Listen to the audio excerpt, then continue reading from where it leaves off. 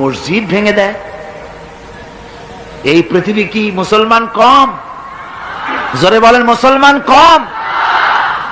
তাহলে ভারতের বাবরি মসজিদ তারা ভাঙলো কি করে? সাহস পেল কোথায়? সাহস পেয়েছে আমরা আমাদের ঐক্য বিনষ্ট করেছি, আমাদের ঐক্য ভেঙে ফেলেছি। আমরা একজন আর একজনকে গালি দেই, মুসলমান না বলে গালি দেওয়া হয়। পরস্পরের মহব্বত নাই, স্বীকৃতি নাই, শ্রদ্ধা নাই, ঐক্যবদ্ধভাবে আমরা নাই, আমরা আমাদের চরিত্র নাই, চরিত্র নষ্ট করেছি। ফলে তারা বুঝতে পেরেছে এই মুসলমান সেই মুসলমান নয় যারা জীবনের চাইতে মৃত্যুকে বেশি ভালোবাসতো, যাদের চরিত্র ছিল উন্নত। এরা সেই জাতিরা, এরা মিথ্যা কথা বলে, এরা জুয়া খেলে, এরা মদ খায়, এরা জেনা করে, এরা বদমাশি করে। এদের সেই চরিত্র নাই যেই চরিত্রের বলে আমাদের অপকর্মের মোকাবেলা করতে পারে। এই বিশ্বাস নিয়ে তারা তা বাবরি মসজিদের উপরে হামলা করেছে। বাবরি মসজিদ ভাঙলো। মসজিদের উপরে যখন শাবল মারা হচ্ছিল,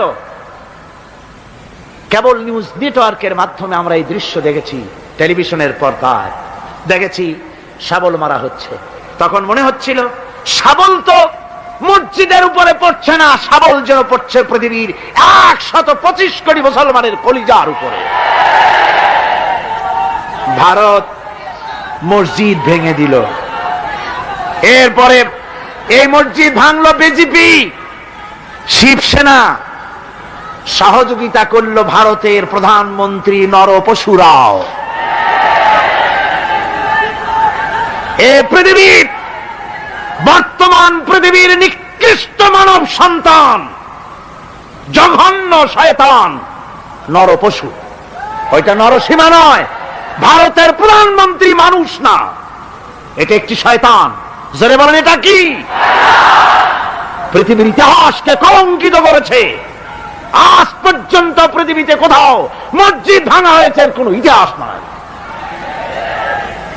আর ভারতের বেয়াদব সরকার বাংলাদেশে যখন সংসদে ভারতীয় এজেন্টদের প্রতিবাদের মোকাবেলায় যখন ভারতের এই কাজের নিন্দা জানানো হলো, ভারতের বেয়াদব সরকার তখন বলছে বাংলাদেশের গতিবিধির উপরে আমরা কড়া নজর রাখছি। বেটা বেয়াদব, বাংলাদেশ কি তোমার ভুটান না সিকিম? বাংলাদেশের উপরে কড়া নজর রাখার অধিকার তোমার নাই। এই পৃথিবীতে বাংলাদেশের সবচাইতে বড় দুশ্মন ভারত। সবচাইতে বড় দুশ্মন কে?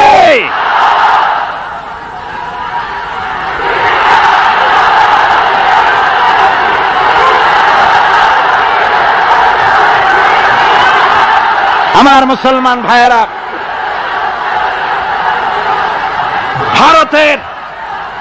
ভারতের জনগণের সাথে আমাদের কোনো বিদ্বেষ নাই, ভারতের জনগণের সাথে আমাদের কোনো শত্রুতা নাই, ঠিক কিনা? আমাদের দুশ্মনী নরপশুর সাথে।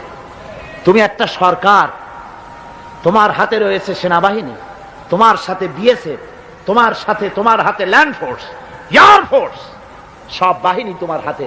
মসজিদ ভাঙে চোখের সামনে, তোমার বাহিনীর লোকেরা অস্ত্র নিয়ে দাঁড়িয়ে থাকে, একটা ফাঁকা গুলিও করলো না। করছে একটা ফাঁকা গুলি? মুসলমানেরা প্রতিবাদ করলো, সেই প্রতিবাদের মুখে মুসলমানদেরকে গুলি করে করে মারা হলো।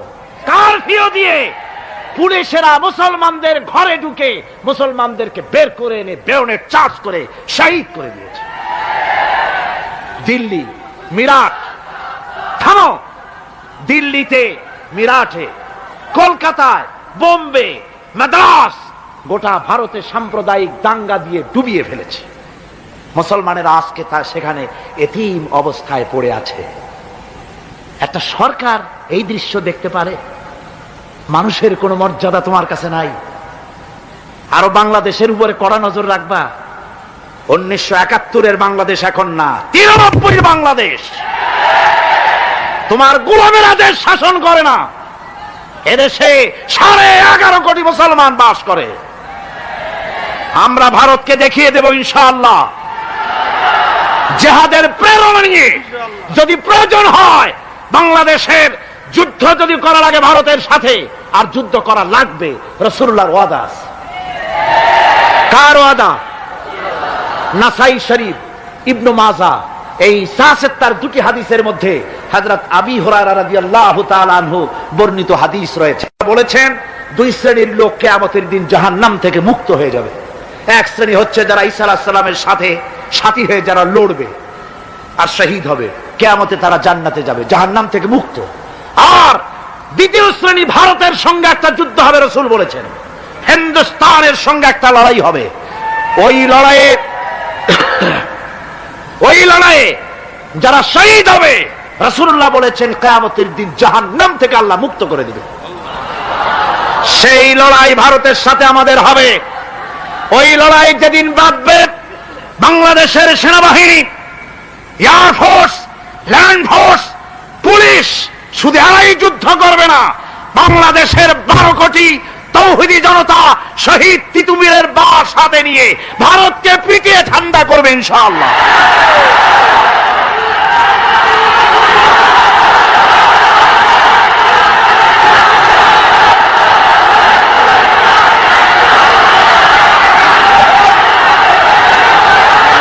আমার দেশে ভারতের মসজিদ ভাঙার প্রতিবাদে আমাদের দেশে একটা হিন্দুও মরে নাই, কথা ঠিক কিনা কন?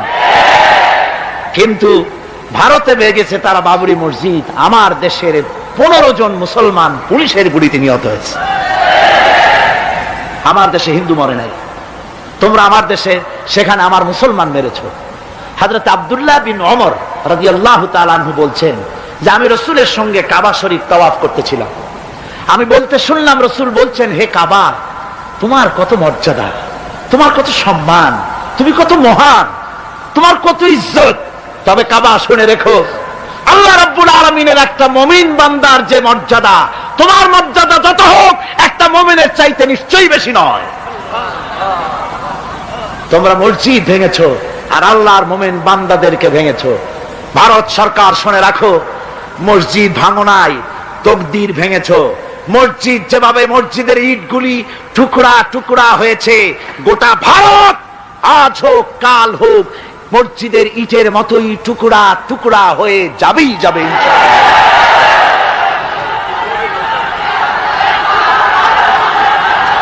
তবে আমার দেশের মুসলমানদেরকে মনে রাখতে হবে, আমরা প্রতিশোধের নীতিতে বিশ্বাস করি না।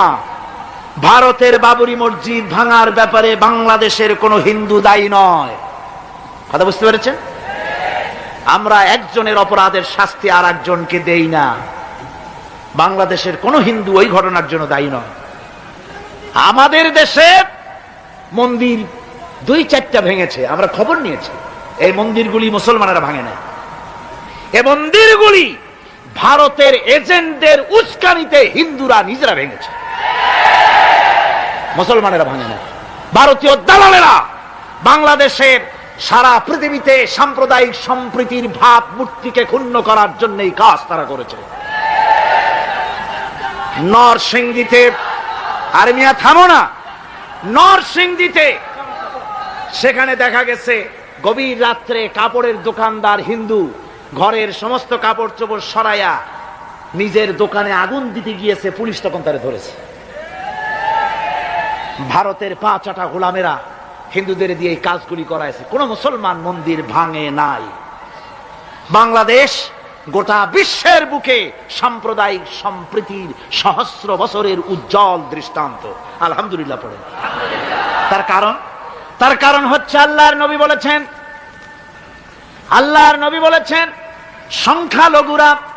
সংখ্যালঘু মুসলিম এলাকায়, সংখ্যাগরিষ্ঠ মুসলিম এলাকায় সংখ্যালঘু অমুসলিম যারা, তারা হতেছে পবিত্র আমানত।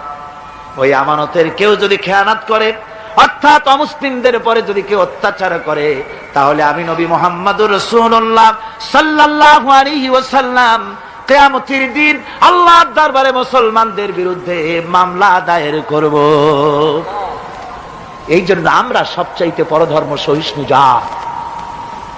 আমার ভাইয়েরা ভালো করে মনে রাখুন, ভারতের বাবরি মসজিদ সহ এখন তারা আরো অন্যান্য মসজিদও ভাঙ্গা শুরু করবে, প্ল্যান নিয়েছে, ভাঙতেছে। তাজমহলকেও তারা ভাঙবে, অন্যান্য মসজিদও ভাঙবার পরিকল্পনা নিয়েছে।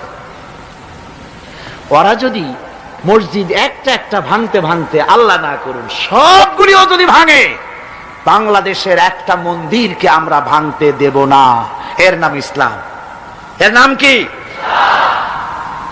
ভারতের সাম্প্রদায়িক দাঙ্গা বাঁধিয়ে মুসলমান একটা একটা করে করে সব মুসলমানও যদি তারা মেরে ফেলে দেয়, আল্লাহর কসম, বাংলাদেশের একটা অমুসলিমের গায়ে আমরা হাত দিতে দেব না। এর নাম ইসলাম। এর নাম কি? আপনারা যদি কখনো শোনেন যে কোন এলাকার কোন লোক মন্দির ভাঙতে যাচ্ছে অথবা হিন্দুর বাড়ি আক্রমণ করতে যাচ্ছে, সাথে সাথে তাকে ধরে থানায় সোপর্দ করবেন। রাজি আছেন? কারা রাজি? হাত উঁচু করে দেখান। আলহামদুলিল্লাহ, হাত নামা। এই সাম্প্রদায়িক সম্প্রীতি বাংলাদেশে অতীতে ছিল, এখনো থাকবে ইনশাআল্লাহ, ভবিষ্যতেও থাকবে ইনশাআল্লাহ। বলেন ইনশাআল্লাহ।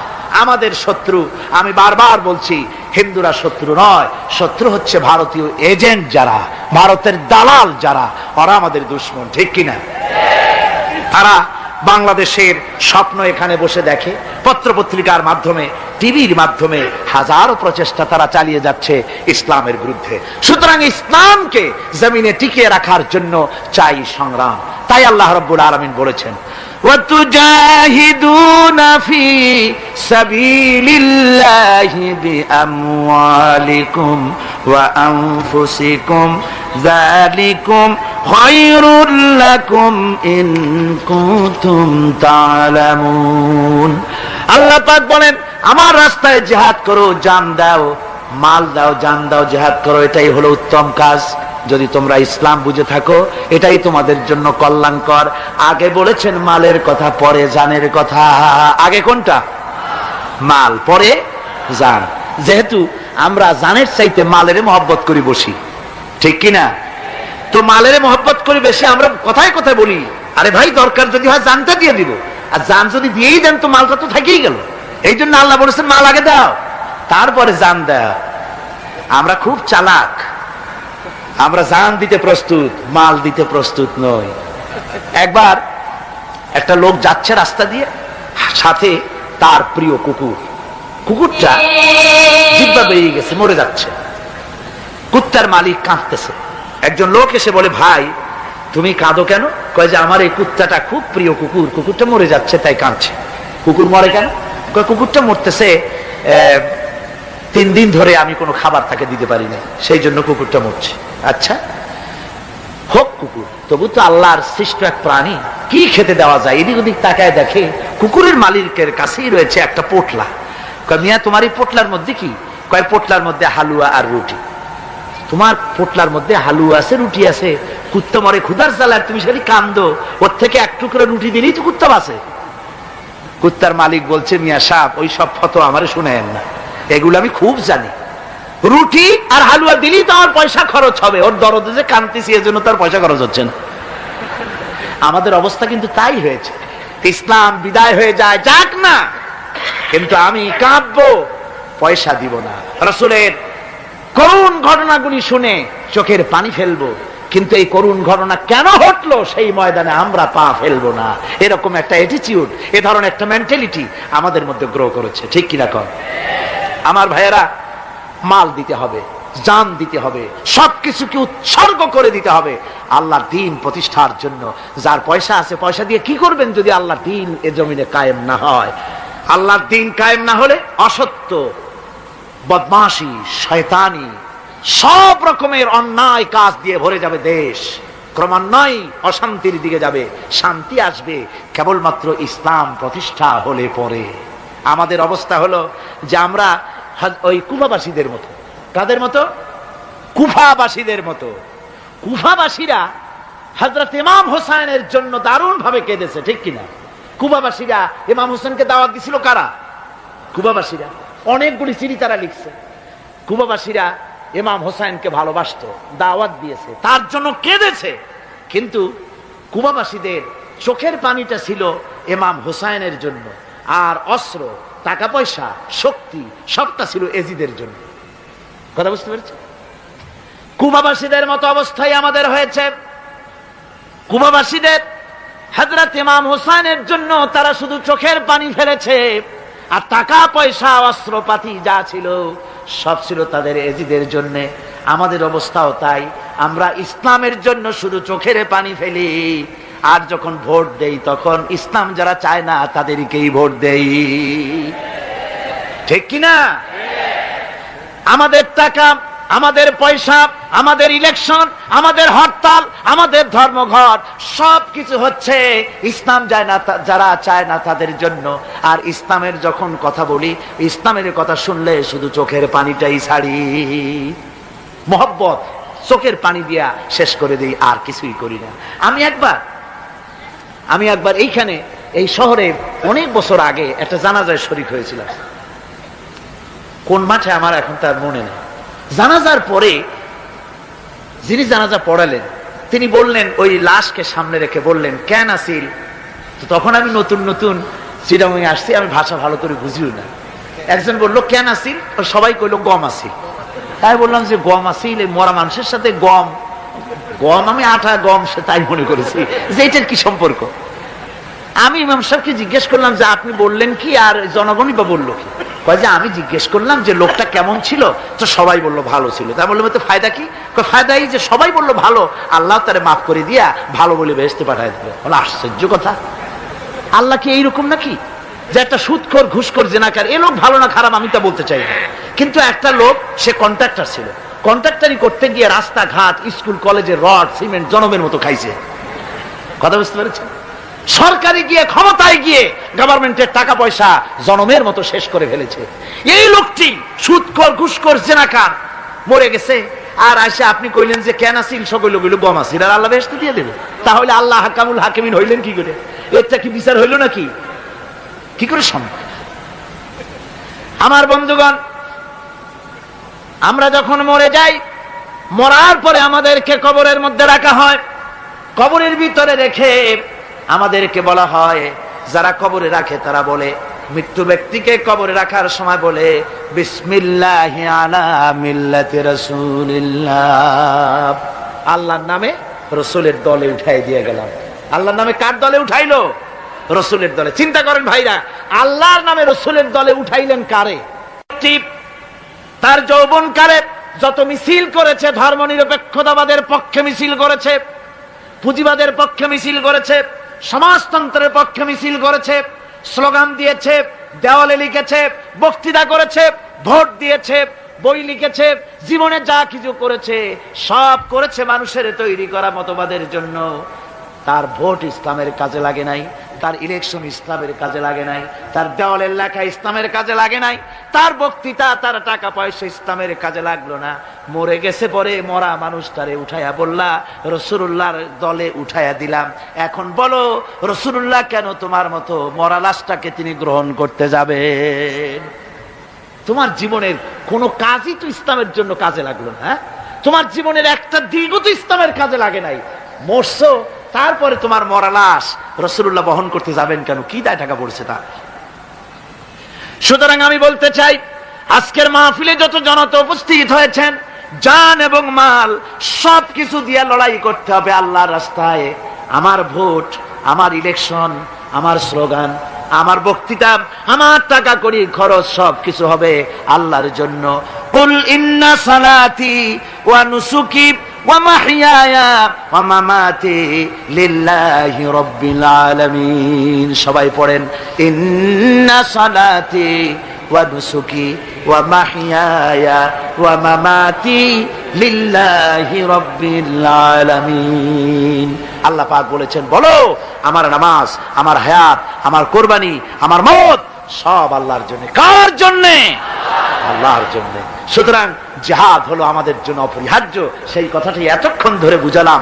বিশ্ব মানবতার মুক্তি, নারীর মুক্তি, শ্রমিকদের মুক্তি, মানুষের মুক্তি, গরিবের মুক্তি, শ্রমিকের মুক্তি, বিশ্ব মানবতা, নির্যাতিত মানবতার মুক্তি আসতে পারে কেবলমাত্র জিহাদের মাধ্যমে। আল্লাহর দ্বীন প্রতিষ্ঠা করে মানুষের মুখে হাসি ফুটানো যেতে পারে। আর কোন পথ আছে? আর কোন পথ আছে? আর কোন পথ নাই।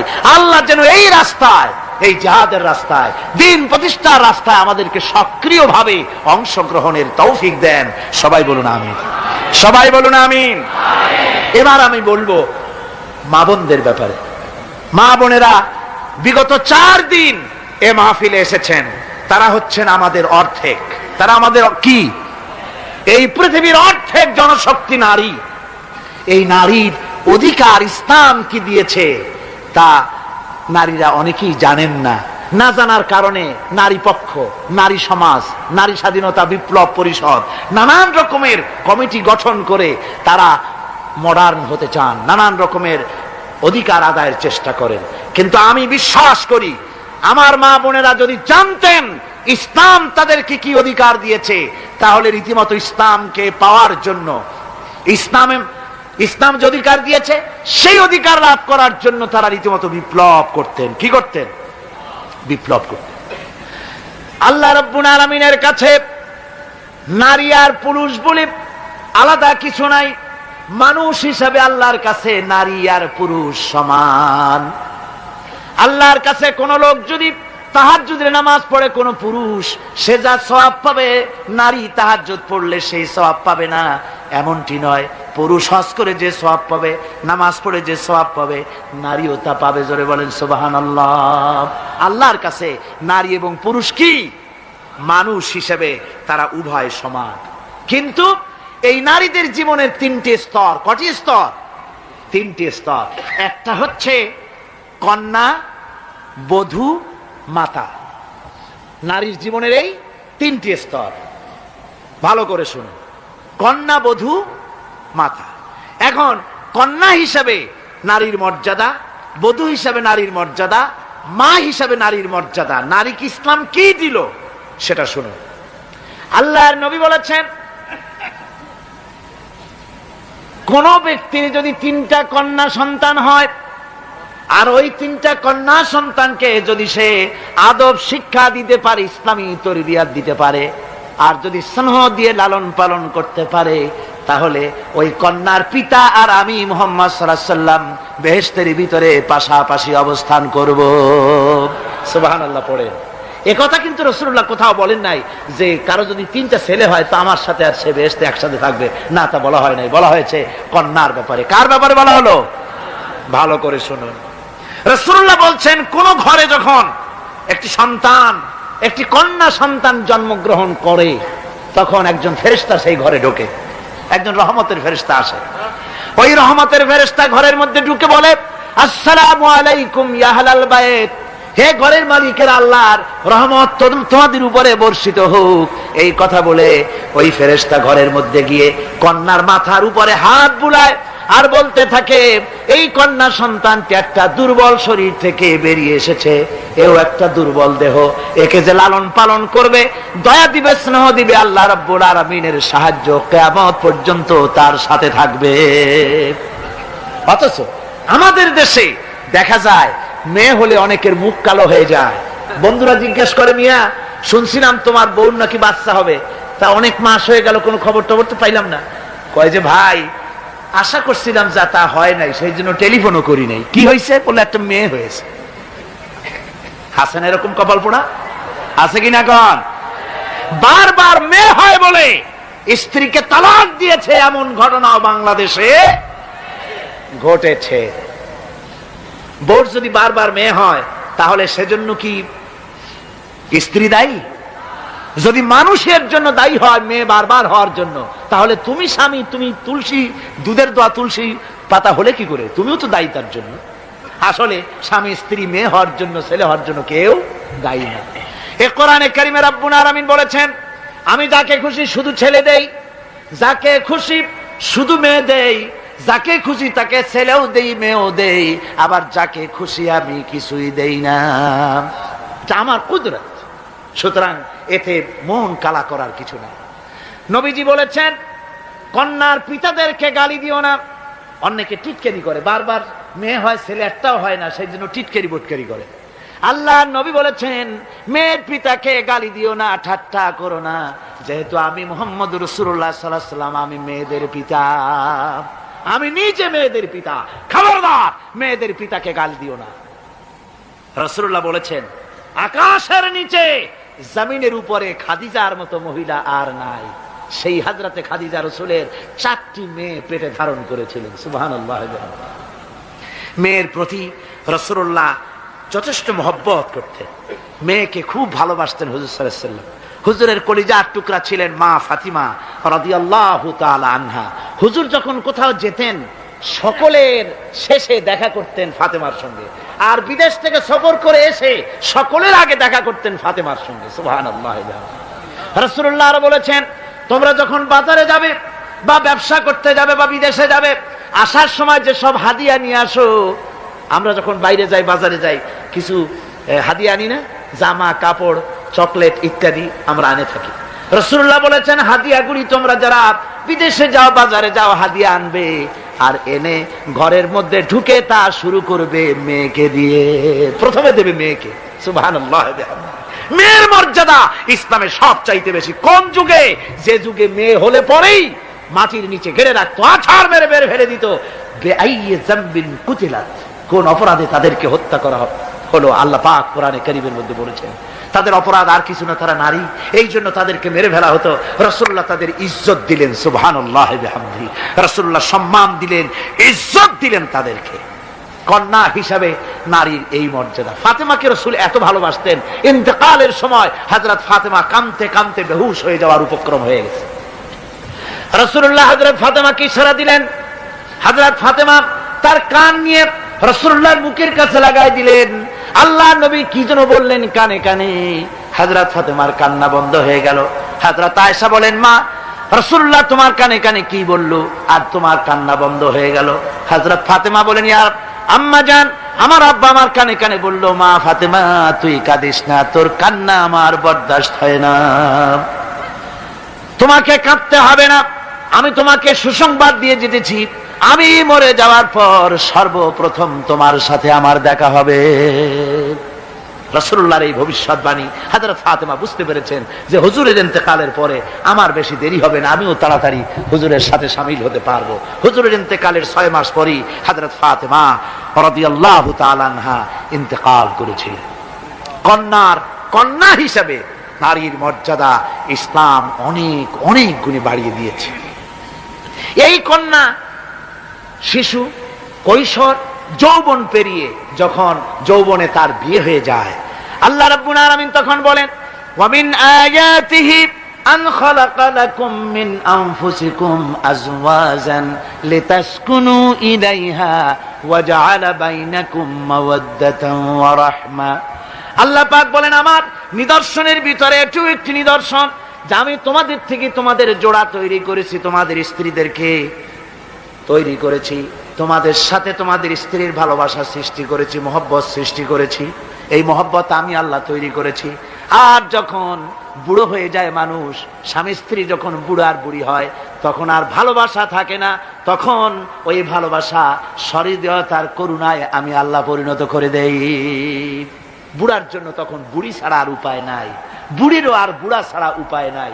তখন ভালোবাসা কোনো বিশেষ কোনো লক্ষ্য নিয়ে ভালোবাসা নয়, তখন একের উপরে অন্য একদম নির্ভরশীল হয়ে পড়ে। আল্লাহ পাক বলেন, এই অবস্থা আমি আল্লাহ সৃষ্টি করে দেই। সুবহানাল্লাহ বিহামদিহি। আল্লাহ পাক বলছেন, নারীদের উপরে, নারীদের সাথে, স্ত্রীদের সাথে ভালো ব্যবহার করো, ভালো ব্যবহার করো। তার কোনো ব্যাপারে যদি মনটা তোমার কখনো খারাপ হয়, কোরআন শরীফের মধ্যে আল্লাহ পাক বলে দিয়েছেন পরিষ্কার করে যে কখনো তার সাথে খারাপ ব্যবহার করো না। যদি কখনো মন খারাপ হয় তাহলে চূড়ান্ত কোনো সিদ্ধান্ত নিতে যেও না, বরং তোমার জীবনে ওই স্ত্রীর অনেক অবদান আছে, সেসব কথা মনে করে এই সামান্য কিছু ভুলে যাও। আল্লাহ চান স্বামী স্ত্রীর মহব্বত টিকে থাকুক। আল্লাহ পাকের কাছে তালাক হচ্ছে ঘৃণিত জিনিস। সবচাইতে ঘৃণিত হালাল হচ্ছে দুইটা, একটা হচ্ছে ভিক্ষাবৃত্তি আর একটা হচ্ছে তালাক। আল্লাহ পাক নারীকে বলেছেন, নারী আর পুরুষকে বলেছেন যে তোমরা হচ্ছে হুন্না লিবাসুন লাকুম ওয়া আনতুম লিবাসুন লাহুন্না, তোমরা পরস্পর পরস্পরের জন্য পোশাক পরিচ্ছদের মতো অঙ্গাঅঙ্গি ভাবে একের উপরে অপরের পরিপূর্ণ অধিকার তোমাদের রয়েছে। এই অধিকারের ভিত্তিতে, ভালোবাসার ভিত্তিতে জীবন গড়ার জন্য আল্লাহ পাক বলেছেন। তারপরে তার অর্থনৈতিক অধিকার তাকে দিয়েছে। আল্লাহ পাক মহারানাকে ফরজ করে দিয়েছেন। মহারানা কি করেছেন? ফরজ করে দিয়েছেন। মহারানা ফরজ। এই ফরজকে একটা ট্র্যাডিশন হিসাবে গ্রহণ করা হয়। বড় লোকেরা শোনায়, মেয়ের বিয়ে কত, বিয়েতে মহারানা কত হয়েছে, বলে যে 11,07,000 1,373 টাকা 75 পয়সা আদায় করে না মোটেও। বিরাট একটা অঙ্ক শুনাই দিল মানুষদেরকে। আমার ভাইয়েরা জেনে রাখুন, মহারানা তো বাঁধতে হবে ফরজ, মহারানা আদায় করতে হবে। এই মহারানার টাকা যদি আদায় করা না হয়, স্ত্রী যদি স্বেচ্ছায় স্বামীকে মহারানা মাফ করে না দেয়, তাহলে কিয়ামতের দিন আল্লাহর দরবারে ওই স্বামীকে জিনাকারীর কাতারে দাঁড়াতে হবে। জোরে বলেন নাউজুবিল্লাহ। মহারানা